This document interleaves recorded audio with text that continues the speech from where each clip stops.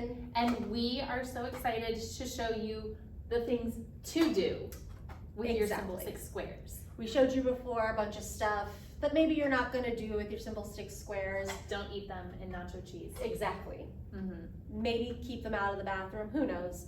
Probably. But we are going to show you a ton of things you can do because you get 100 cards, but honestly, endless possibilities. Endless possibilities. And so even though there's endless possibilities, you have to pick something, right? Yeah. So I made a visual, a task analysis, if you will, of 6 different things that you can absolutely take into your classroom tomorrow to do with these cards. So let's get started with sentence frames. Sentence frames. All right. So we love a good center rotation in our classroom. Centers really helps us be able to break our class down into even smaller groups to be able to work more directly, more individual support for our students. So what is a good center, you might ask? I love a good writing center. Some of our students, though, are still working on writing composition using some extra support. So a sentence frame is a beautiful thing for some extra support. So today we are going to be working on adjectives. We are going to be talking about describing words. And so I took all of the describing words out of those Symbol Stix Squares. And there are 9, I think there could have technically been a lot more that I pulled out, but 9 felt like a good manageable amount of words to be working with a group. So my students are gonna be using these cards to help describe a cat, because if you know me, a cat is something that I am absolutely gonna be making sure you're describing in my classroom. So on the sentence frame, it's just a sentence strip, right? Super easy, real quick to do. I did laminate it, make it a little more permanent. And then I wrote on there some other high frequency words. I see a. I have a blank, which is where we're gonna put our adjectives, and then of course, the cat. So that's the topic word that we're really gonna be focusing on, in addition to all of these other core vocabulary words. So what are we gonna do? Well, we're gonna shake up our cat. Not an actual cat, of course, a little disclaimer there. And the students are gonna take turns reaching in and pulling out an adjective to make a complete sentence. And now, it's not just you pulled it out, you put it here, move on to the next kid. We're going to read our sentence. So read a sentence might look like a verbal reader who is actually saying, I see a big cat. It might be an AAC user who is then navigating to all of these words on their communication device, or it might be I, as the adult, am verbally reading it, but I have a student who is tracking along with my hand. Maybe I have a button that's programmed that they can press. One of our tech talks would be beautiful for this, but there's some sort of reading of this sentence after we've constructed it. And then after we read, it goes back in the cat. Next, turn for the next student. They're gonna pull out, there's Allison's favorite word, pretty. I see a pretty cat. And I love that the visuals are there to be able to support, but the word and the text is there too. And not all of these words have to be visually supported in our sentence. I see a are all without a visual support, but then pretty is something that we're still learning, and cat is also one of those words that we're not necessarily sure about yet, so it's visually supported as well. All right, Rebecca, I love the sentence frames, but now let's talk about the lanyards. The lanyards. So you notice we're still wearing our new CD lanyards. We'll announce our winners soon. Make sure you've liked and commented our last video so that you can be entered into that drawing, little plug. And so what are these lanyards perfect for? Attaching one of our Symbol Stix Squares to them. So Exactly. you can have your sight word of the day, you and any of the other adults in your room who have your lanyard. Real easy. We picked intentionally some good sight words and just attached them on. Yeah. And they can go with us if we're waiting in line in the cafeteria. What's What that sight word? Was, exactly. If we're lining up to come in from recess, well, let's get our calm bodies together, read our words. We. Was. So easy way to just have something ready to go if your students just need something to do during some downtime. Yeah, Super sometimes there's easy. traffic in the hallways. there's traffic in the lunch line, and you need to just keep them right there for just a second. This is a great way to keep them engaged while you do that. Tell me. All right, and now my favorite is always the N2Y article. So we're gonna discover what we can do with the sentence squares or the symbol stix squares in the article. So the article for this week is Women's History Month. And so what I did was I went through the article and I picked out 6 sight words that were also the Symbol Stix Squares words. So I went ahead and I picked out 6 sight words that you see frequently throughout this article, and maybe they're ones that I know that my class specifically needs to work on, right? I'm not gonna pick 6 that are just completely unknown to them. I want it to be a little bit familiar, but then also working on some new words as well. So maybe I pick 3 that are known sight words that we're just reviewing and maintaining, and then I'm gonna pick 3 that are maybe newer, less familiar to them. And this strategy is also going to help promote generalization. So maybe they're great when you're quizzing them one-on-one on these words, but once we see them in a text, they're a little harder. So this also helps bring in that generalization piece as well. Right. And so as we go along, our opening, before we even talk about the article, I'm going to get all of my class to take turns reading these words so we all know what words we're looking for, right? It makes a great opening to kind of transition from whatever we were doing before into we're coming, we're going to have to sit, we're going to have to read.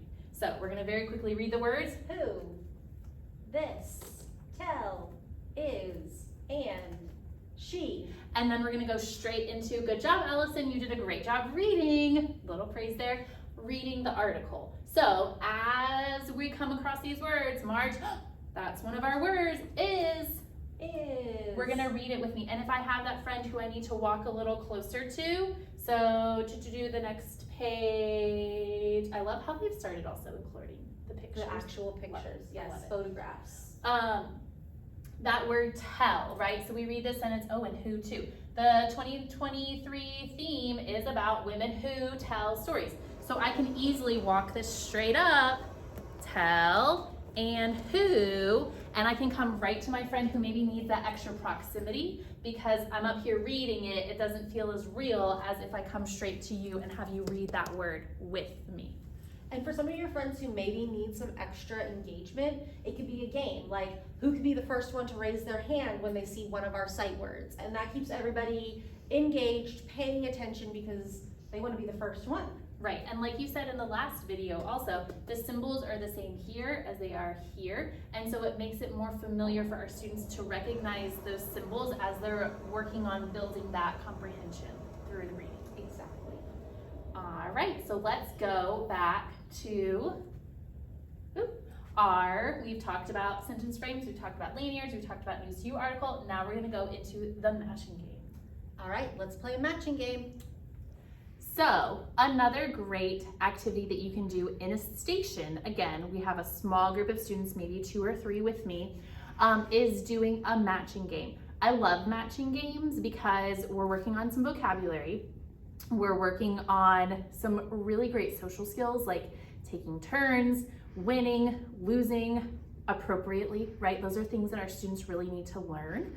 And a matching game gives you opportunities for you to practice some of those soft skills that maybe don't immediately come up in the rest of your classroom routine.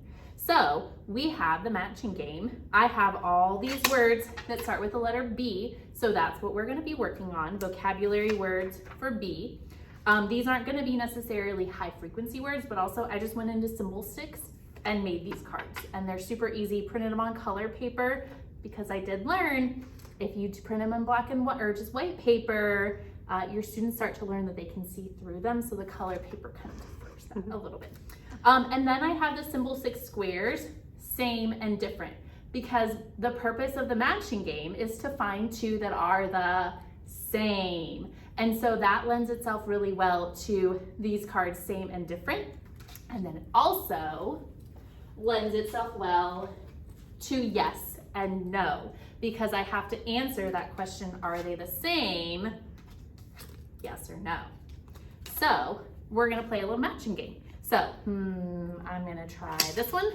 That's the word brown. And again, it's a vocabulary lesson. And so I'm not just gonna turn it over, right? We need vocabulary, we need words going into this activity. So you're gonna turn it over and you have to read the word. Brown. Band. Well, are those the same or different? They're different. So then we're gonna turn them back over, and now we're gonna go to the next person. So that turn ended, there's our social skills, it has to go to the next person.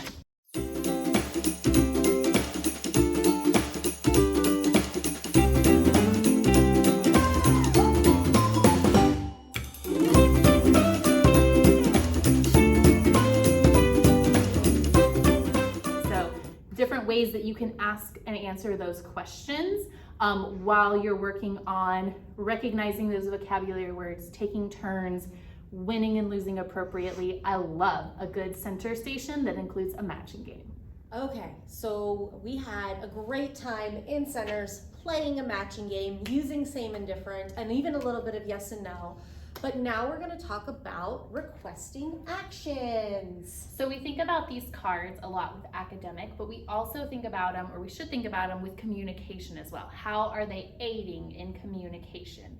And so maybe you're working in conjunction with your speech language pathologist so that your student is learning how to practice requesting an action. And so what I did is I went through our Cobb County core words, and I specifically pulled out the green words, the verbs, the actions. And almost every single one of the actions that we had here was also a Symbol Stix Square. So obviously, News to You is doing some great collaboration with us, whether they realize it or not. And so I pulled out just some 10 of these words because we don't want to overwhelm our kids, right? I went and pulled almost all of the action words, and there were way too many for us. We want it to be a manageable amount. So I started with 10, and these are 10 words that we can help support with our students to request an action. Yeah, these are great too to take maybe to lunch, to have ready at snack. There's a lot of opening at snack, eat, drink, help, want.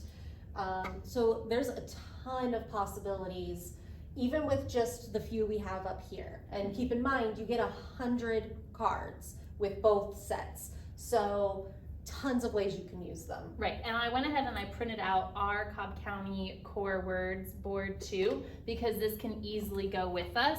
And so I've requested it this way, but now I need to find it on my communication board, because if I'm gonna be a communicator, I can't carry these cards around me but I can have this communication board to be able to then know where open is on my communication board, so I can also request it that way. But again, the symbols match are all consistent, which is great for building that comprehension of what that symbol really means exactly with that word. All right, and so the last thing we're going to talk about is requesting yes and no. We did go over that a little bit with our matching game, but how many times are you in your classroom and you've asked a yes or no question and the student just freezes? Crickets.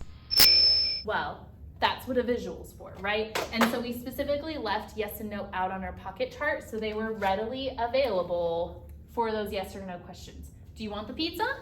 Yes, of course. Is it time for recess? Yeah. It is time for recess. Did you eat Brussels sprouts for dinner last night? No. So I have that yes and no to be able to really reiterate and visually support that communication exchange that's happening. Visually supported, love it. Love it. Well, we gave you 6 ideas, and we hope that you can use some of these in your classroom. And if you do, make sure to hashtag CobbSped. Yep, and don't forget to like and subscribe. And we'll see you next time. Bye, guys.